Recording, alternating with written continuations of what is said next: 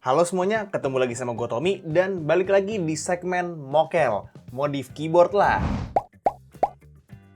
Ya, jadi balik lagi di segmen khusus bulan Ramadan ini, satu-satunya jenis mokel yang diperbolehkan ya, yang dihalalkan di bulan Ramadan ini. Jangan sampai kalian mokel beneran gitu kan. Pokoknya cuma boleh mokel yang ini aja. Dan di episode 3 ini menarik banget sih, karena setelah gua adain voting buat keyboard apa yang bakalan gua mokelin di episode 3, keyboard yang terpilih itu Wacom WK75. Seri keyboard Wacom WK ini sebenarnya gua udah lama pengen nyobain, karena dia tuh punya premis yang mirip-mirip kayak keyboard Aula yang seri F. Sebelumnya kan gua udah pernah review tuh yang Aula F75, F65, sama yang F99. Nah, si seri WK-nya Wacom ini ternyata juga ada beberapa layout gitu. Kayak misalnya ada yang WK68, terus yang gua modif ya, yang WK75, sama ada yang WK87 juga cuy. Dan jatuhnya juga premisnya sama kayak si Aula ya. Dia tuh cuma beda layout aja karena secara desain dan struktur internal tuh kayak sama persis gitu. Nah, kenapa gue tertarik banget buat nyobain si Wacom WK75 ini? Karena yang pertama, ini tuh bakal jadi pertama kalinya gue megang keyboard plastiknya Wacom setelah beberapa kali udah pernah nih nge-review keyboard aluminiumnya mereka. Dan yang kedua, sebenarnya secara price to performance, seri WK-nya Wacom ini hitungannya kayak lebih murah gitu dibanding seri F-nya Aula. Kayak misalnya Aula F75 di harga yang mirip kayak Wacom WK75 itu PCB-nya masih north facing, sedangkan Wacom WK75 udah south facing. Tapi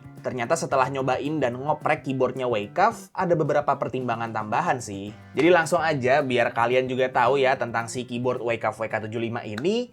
Ini dia highlight dari stream Mokel episode 3. Ya, jadi langsung aja kita unboxing. Ini dia Wacom WK75. Dia sebenarnya ada layout-layout lain juga. Ada Wacom WK65 setahu gua, terus ada yang WK87 juga. Nah, ini kita unboxing bareng-bareng. Ini gua beli di Keepsmark by the way. Ini dia Wacom WK65.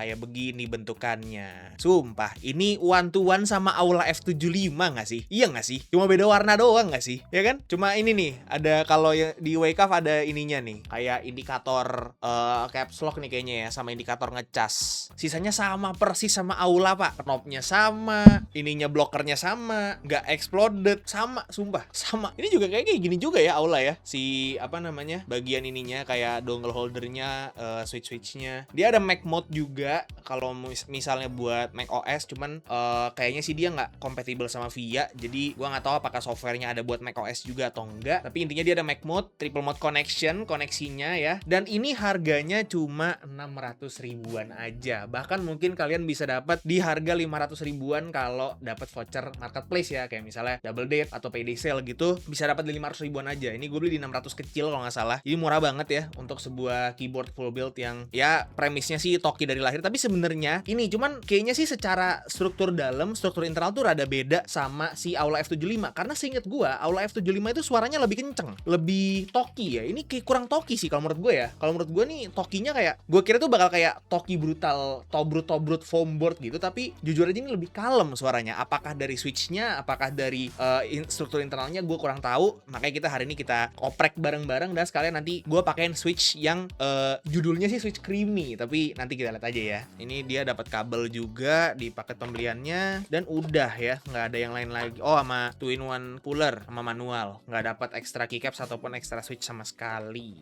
Oke, nah jadi sebenarnya gue masukin si Wacom WK75 ini tuh selain buat segmen mokel ini adalah untuk update kitab keyboard gue juga ya, buat update pedoman peripheral gue, karena gue lihat nih line up-nya si Wacom WK series ini menarik juga buat kalian-kalian yang emang budgetnya sekitar 500 sampai 600 ribuan. Makanya gue coba hands on supaya bisa gue update di pedoman gue. Siapa tahu bisa gue rekomendasiin juga selama stoknya masih ada gitu kan. Nah, untuk pemodifan kali ini gue udah siapin switch namanya Ako Creamy Blue Pro V5 Tactile ya. Jadi kan biasanya yang udah membosankan itu adalah keyboard foam board Toki brutal kayak gini tuh switchnya linear, terus ya udah gitu-gitu aja suaranya. Nah, gue pengen tahu kalau misalnya keyboard Tobrut dikasih switch tactile itu kayak gimana suaranya, karena gue juga belum pernah gitu makein switch Tobrut ke keyboard foam board Toki gini. Nah, terus nanti bakal kita coba mungkin ya pakai switch ini, terus pakai keycaps bawaan, terus pakai keycaps ini juga PPBT Maca gua ya. Jadi gue bakal giveaway hasil mokelan si WK75 ini sama keycaps PPBT Maca ini. Udah gue siapin tuh. Karena memang dia warnanya putih, netral, jadi gue rasa keycaps apa aja masuk sih. Ya nggak sih? Ini udah gue siapin. Oke, kita kesampingkan dulu dan kita coba untuk typing test yang stoknya dulu. Ini wireless ya? Iya, ini wireless triple mode. Ya, jadi kita colok terus nyalain. Oke, udah connect. Typing test yang stoknya dulu ya. Jadi biar ada gambaran sebelum dan sesudah di mokel.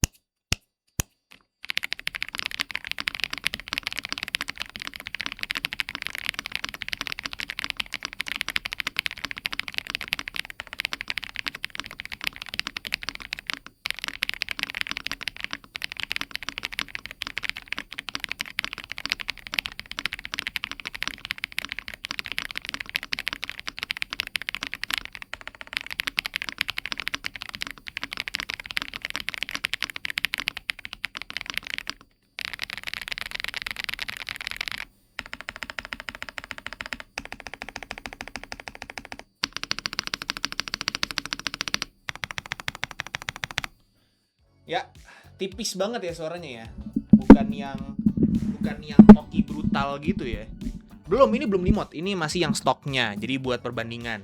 Ya tipis ya suaranya ya. Nggak setoki itu. Rada silent bisa gue bilang. Kayak silent talk gitu. Langsung aja kita coba oprek dan lihat dalamannya kayak gimana. Karena gue juga penasaran kok bisa dengan looks yang persis banget, mirip banget sama Aula F75 suaranya beda gitu. Apakah pengaruh switch doang atau struktur internalnya juga beda?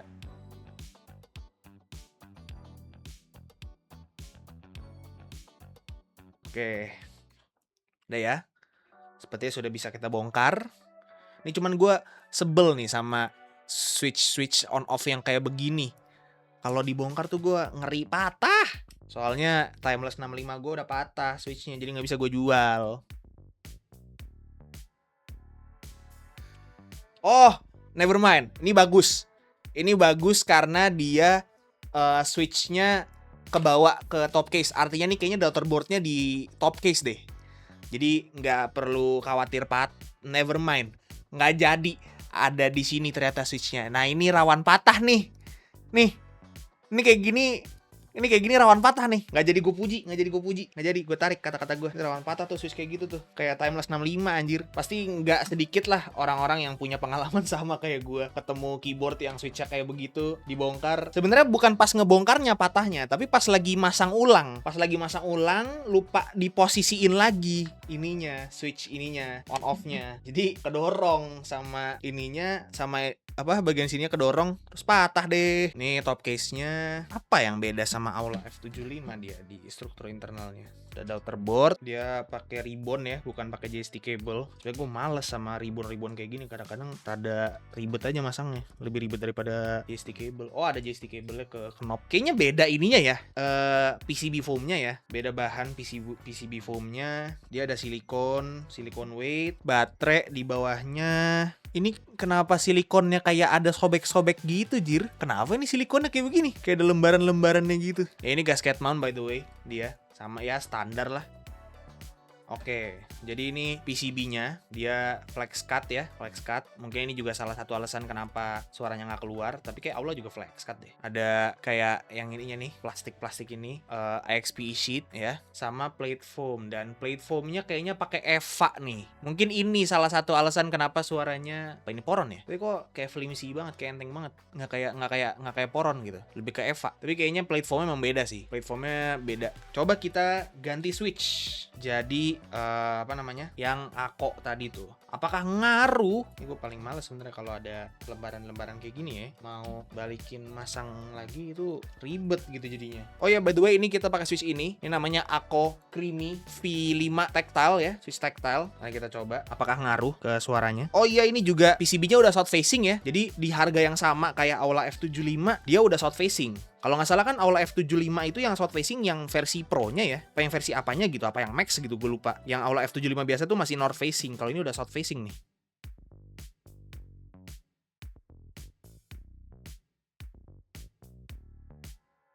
Oke, langsung aja kita pasang lagi ini. Pasang ribbonnya dulu ya. Ini gue nggak boleh sampai lupa nih ininya nih. Switch on off-nya nih. Oke, ribbonnya udah. Oh, hampir lupa. Hampir lupa switchnya harus dipasin dulu. Hehe. Oh my god, hampir gue matahin switch lagi. Jangan ya dek ya. Hehe, aman. Switchnya aman, nggak patah. Kita coba spasi. Nah mungkin ini lebih keluar sedikit sih suaranya sih. Kita pakai keycaps bawaan dulu ya. Kita sound test pakai keycaps bawaan. Habis itu kita coba pakai keycaps yang PPBT Maca tadi. Oke, kita mau ngetes dulu suaranya pakai switch baru tapi keycaps bawaan itu kayak gimana, terus nanti kita bandingin sama kalau misalnya pakai keycaps baru. Oke, kita typing test ya.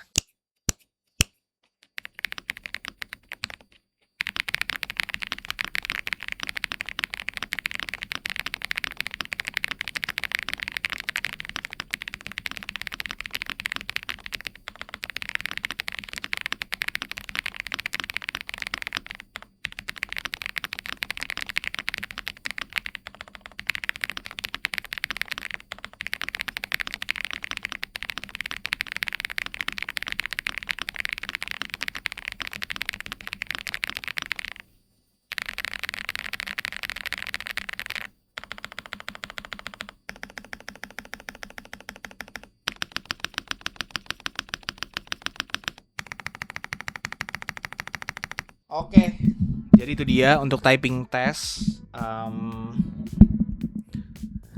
Itu untuk typing test Wacaf WK75 ganti switch pakai Ako. Keycaps bawaan, jujur memang sedikit lebih keluar suaranya, tapi masih rada mendem. Tapi emang jadi lebih bulat sih. Kalau menurut gue lebih bulat suaranya. Toknya tuh lebih bulat. Kita coba ganti keycapsnya ya.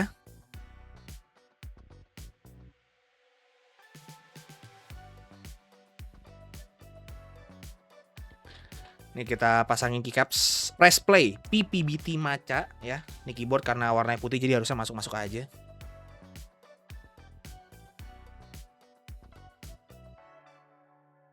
Dan itu dia, jadi juga hasil mokel kita di episode 3 ini. Ini dia. Jadi ini dia hasil mokel episode 3 Wacaf WK75 diganti switch pakai Ako Tactile Creamy Blue Pro V5 dan keycaps PPBT Maca. Cakep ya, cocok warnanya karena netral. Bagian bawahnya emang cakep sih ini PPBT ini. Gue kayaknya pengen beli dah yang lain. Oke, langsung saja kita typing test.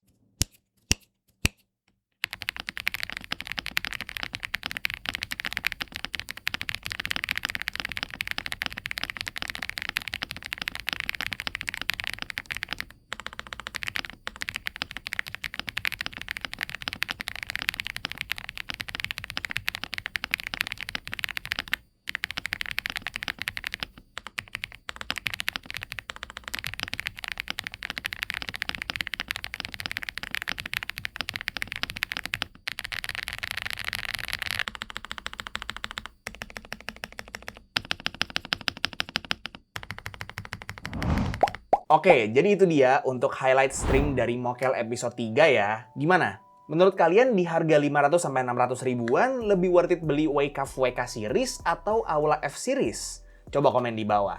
Kalau menurut gue sih sebenarnya secara fundamental sebenarnya sama-sama aja. Cuma beda sound profile sama colorway doang. Kalau misalnya kalian pengen yang toki brutal dari lahir ya, dari keluar box tuh udah toki brutal, kalian mungkin lebih baik ambil yang Aula F series. Tapi kalau misalnya kalian pengen dapetin yang PCB-nya udah south facing dengan harga yang lebih murah, ya ambil yang Wacaf WK series. Tapi ini kalau gue lihat di kamera, cakep juga sih hasil modifnya. Oke, paling segitu dulu aja untuk Mokel episode 3 ini. Sekali lagi gue mau ngucapin terima kasih banyak buat Keepsmark yang udah senantiasa support segmen Mokel selama bulan Ramadan ini ya. Kalau misalnya kalian pengen ikutan grup buy custom keyboard, atau misalnya kalian pengen beli keyboard-keyboard yang lucu-lucu dan udah toki brutal gitu ya, kayak si Wacaf WK75 ini, atau sekedar pengen beli switch dan keycaps buat modif keyboard kalian supaya bisa lebih creamy, lebih toki lagi gitu kan. Langsung aja cek Keepsmark di semua marketplace, linknya udah gua taruh di deskripsi di bawah semua. Thank you juga buat kalian semua yang udah nonton dari awal sampai akhir,